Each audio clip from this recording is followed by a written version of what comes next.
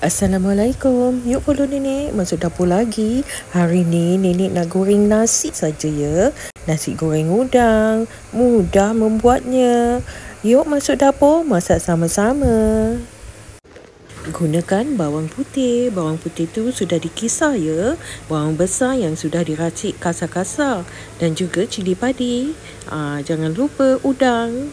Dan juga sayuran campur. Tiram dan sos ikan ya. Jangan lupa rembak instan, nasi goreng. Gunakanlah nasi yang sudah disejukkan. Panaskanlah minyak menggunakan api yang sedang. Sudah boleh masukkan bawang putih. Bawang putih ni sudah dikisar, okey. Dan ditumis-tumis sehingga ia garing. Dan bangkit baunya sehingga menguning, okey. Macam ini ya, dia harus garing dan menguning. Kalau tak macam gini, jangan masukkan bahan-bahan yang lain, okey. Takut masakan kita tak berapa sangat sedap. Nanti bau bawang mentah pula, okey. Sudah boleh masukkan bawang merah yang kita sudah racik-racik kasar-kasar tu ya. Ini lagi betul, itu minyak bekas gorengan ayam ya. Kalau kurang minyak boleh tambah ya. Kita goreng ayam, minyak tu kita simpan ya, tapis simpan. Jadi kita boleh buat tumisan ya untuk masakan kita. Jadi menambah perisa lagi lauk kita ya, gunakan minyak gorengan ayam ini. Setelah bawang layu ya, masukkanlah perencah nasi goreng ya. Mudah nenek gunakan ni. Itulah perencahnya. Nenek gunakan 2 sachet ya. Sebab nenek masak lebih sedikit. Dan gaullah sehingga rata. Setelah rempah garing dan mewangi, sudah boleh masukkan udang. Nenek gunakan udang hidup ya nak-nak. Kalau tak ada, gunakan udang kering pun boleh.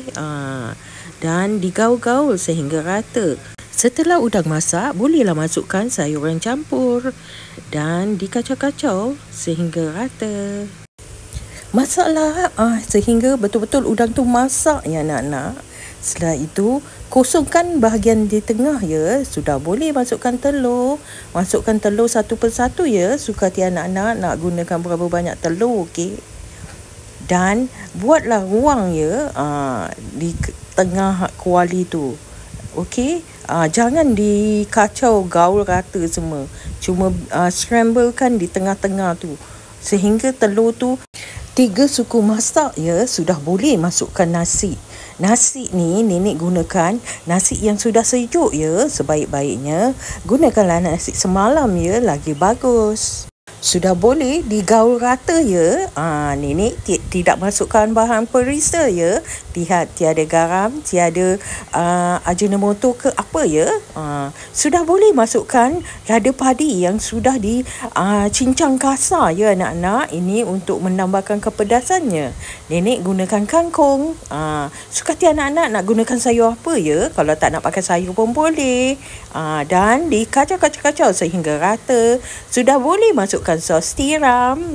Nenek gunakan sos tiram. Dan juga boleh masukkan sos ikan ya, sebagai perisa. Sudah boleh dikacau rata ya. Alhamdulillah sudah siap. Mudah nasi goreng udang ni anak-anak.